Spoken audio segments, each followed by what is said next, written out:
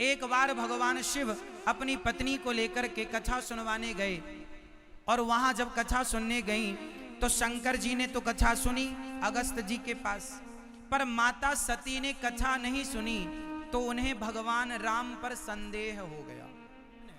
माता सती को डाउट हो गया। शंकर जी ने कहा ये भगवान हैं, सती बोली भगवान होते तो इन्हें अपनी पत्नी का पता होता। सोचिए कि माता सती को संदेह हो गया। अच्छा, संदेह क्यों हुआ? क्योंकि सती माँ ने कथा सुनी नहीं थी। वो कथा में गई तो थी पर सुनी नहीं, इसलिए जो सत्संग नहीं करेगा उसे भगवान पर संदेह रहेगा, और जो सत्संग करेगा उसे कोई संदेह नहीं रहेगा। संशयात्मा विनश्यति, और संशय रहा भगवान पर तो विनाश होगा।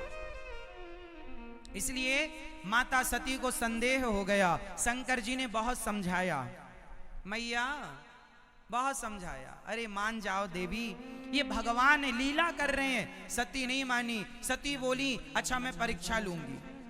शंकर जी ने बहुत समझाए पर नहीं मानी, तो हुई है सोई जो राम रची राखा। एक बात बताएं मेरी माँ, आप कितनी भी कोशिश कर लो पर जो होना होता है ना, होके रहता है।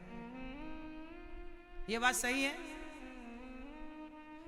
जो होना है विधि का विधान कोई नहीं टाल सकता, इसलिए जो हो रहा है उसे भगवान की इच्छा मानकर खुश रहा करो। आप कुछ नहीं कर सकते। आप जान लो सब कुछ, लेकिन जान कर भी आप विधि के विधान को नहीं मैट सकते। दशरथ जी जानते थे, क्या मैट सके? क्या होनी को बदल सके? इसलिए जो होगा वो होगा। इसलिए जो हो रहा है उसे भगवान की कृपा, उसे भगवान की लीला समझनी चाहिए। यदि हम बड़े दुखी हैं तो ये भी गोविंद की लीला है, और हम बड़े सुखी हैं ये भी गोविंद की लीला है। उस लीला में आप आनंदित रहो कि प्रभु आपकी यही मर्जी है।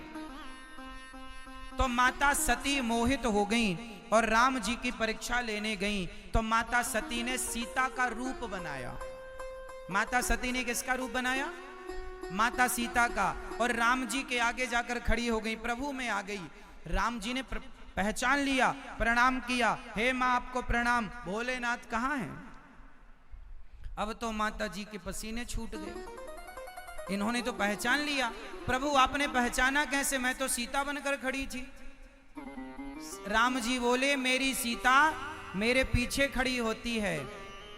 प्लास्टिक सर्जरी करा के स्वरूप तो बदला जा सकता है, स्वभाव नहीं बदला जा सकता। मेरी सीता वो है जो सदा मेरे पीछे खड़ी होती है। आप आगे खड़ी हैं, आप मेरी माँ हो सकती हैं, मेरी पत्नी नहीं। चरणों में गिर पड़े। अब जहां देखती माता सती वहीं वहीं राम जी का दर्शन होता। अच्छा, माता सती ने जिद कर ली कि ये भगवान नहीं। फिर राम जी ने अपना भगवान का भगवत स्वरूप दिखाया, जहां देखें वहां भगवान। तो माता सती ने आंखें बंद कर ली। कई बार ना कुछ लोग सच से आंखें फेर लेते हैं, कुछ लोग सच को स्वीकार नहीं करते। माता सती ने सच को स्वीकार नहीं किया, और माता सती से शंकर जी ने पूछा हो गई परीक्षा? तो मना कर दिया, कछु ना परीक्षा लीन गोसाई, आपकी तरफ प्रणाम करके आ गई। शंकर जी ने ध्यान लगाकर देखा और माता सती का परित्याग कर दिया। अब इस शरीर से कभी भेंट नहीं हो सकती, क्योंकि आपने मेरी आराध्या माँ का स्वरूप बनाया। भगवान शिव सती को त्याग दिए, और संयोगवश उसी समय कुछ दिनों के बाद दक्ष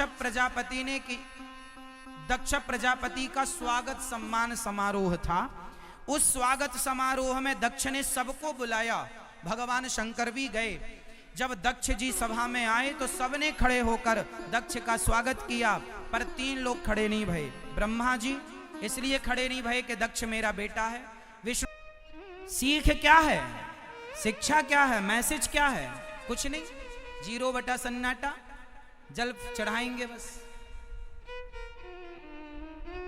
सीखेंगे कुछ नहीं।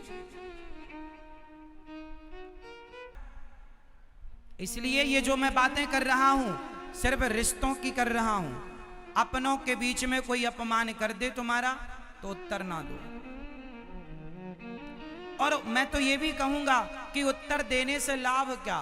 कई बार आप लोग सड़क में चलते हैं, कोई गाड़ी से जरा सा धक्का लग गया तो सामने वाला लड़ने लग जाता है, तो कितनों से लड़ोगे, कितनों से मुंह जबान लड़ाओगे, फायदा क्या। इसलिए भैया ठीक है चलो, कोई उत्तर नहीं, क्या करें। जहां लड़ने का हो ना तो फिर तो महाराणा प्रताप पृथ्वीराज बन के लड़ना, जहां जरूरत पड़े, शिवाजी बन के लड़ना जहां जरूरत पड़े। और जहां जरूरत ही नहीं है तो वहां लड़े जा रहे हो, सास से लड़े जा रहे हो, मां से लड़े जा रहे हो, यहां का जरूरत है। एक बार क्या हुआ, एक हैदराबाद में एक सोसाइटी में कोई आदमी गांव का आया और एक बढ़िया सोसाइटी में रहने लग गया। बगल में बड़े अच्छे लोग रहते थे, वो था गांव का। अब वो शहर का आदमी था पड़ोसी और गांव का आदमी था पड़ोसी। तो शहर का जो आदमी था उसको लगा कि ये आया है नया नया, कुछ लोगों का स्वभाव होता है ना अपने पड़ोसियों को परेशान करना, तो वो ना परेशान करने लगा अपने पड़ोसी को। तो वो अपने घर में झाड़ू लगाए और सारा कचरा ले जाके पड़ोसी के घर में डाल दिया। अब वो गांव से आया बेचारा, भोला भाला, सबको ज्यादा जानता नहीं, उसने झाड़ू लगाई, कचरे को डस्टबिन में डाला और अपने घर से अनार, केला, सेब, आम, फल की टोकनी तैयार की और बगल वाले के घर में जाके बैल बजाई। उसने दरवाजा खोला, उसको लगा लड़ने आया क्योंकि मैंने कचरा डाला। इसने कहा भाई साहब ये फल आए हैं हमारे गांव से, ताजे हैं, खाओ, बच्चों को खिलाना, बड़े अच्छे आम हैं, गांव के हमारे बगीचे के आम हैं। वो आदमी पानी पानी हो गया। उसने कहा भाई एक बात बताओ, मैंने तेरे घर में कचरा फेंका और तू मुझे फल दे रहा है। तो उस गांव के भोले आदमी ने कहा भैया आपके पास कचरा था तो आपने हमें कचरा दिया, हमारे पास फल थे हमने आपको फल दिया। जिसके पास जो होता है, जिसके पास जो होता है वो वही देता। यदि आप मेरे पास कथा है, जो ज्ञान है मैं आपको दे रहा हूं। अब आप किसी शराबी के पास जाओ तो वो आपको गाली देगा, क्योंकि बेचारे के पास गालियां ही हैं, सारी जिंदगी उसने गालियां इकट्ठी की, तो वो आपको ठीक गाली दे रहा है। मैया आपको कोई गाली दे तो बुरा ना मानना, बेचारा कम से कम कुछ ले नहीं रहा है, तुम्हें दे ही रहा है। उसके पास जो है बेचारा वो दे रहा है। आप देखो ना, आप आलू वाले की दुकान में जाएंगे तो आलू वाला आपको आलू देगा, टमाटर वाला टमाटर देगा, सोनार की दुकान में जाएंगे तो सोना देगा। जिसके पास जो है वो आपको